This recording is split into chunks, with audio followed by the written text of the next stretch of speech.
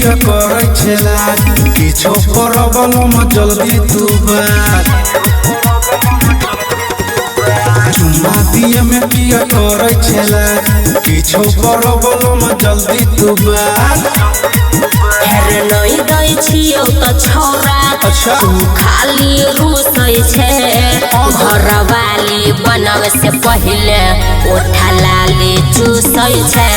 घरवाली बनवे से पहले ओठा लाली चूसै छे सब बुझै छियो।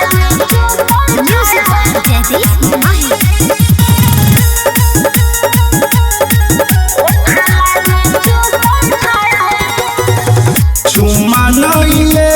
बहुत परतै नहीं नीन गे छोड़ले न छरे छोरे तू कोनो दिन रे जोरे चुम्मा नहीं ले बहुत परतै नहीं नीन गे छोड़ न छरे छोरे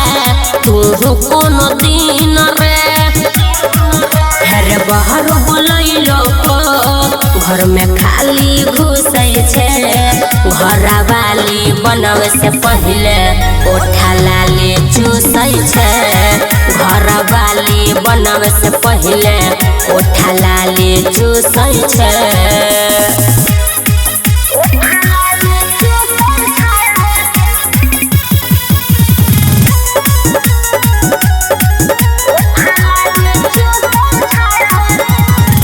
जवानी के जोश में हम खो गेलियो होश गे ये तना जे करबे तो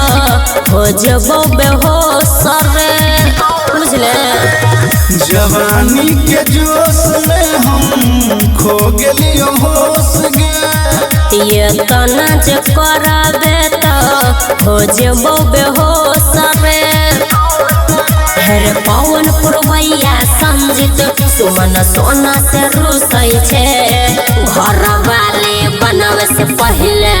ओठा लाली चूसै छे घरवाली बनवे से पहले ओठा लाली चूसै छे जोरे केहन छे।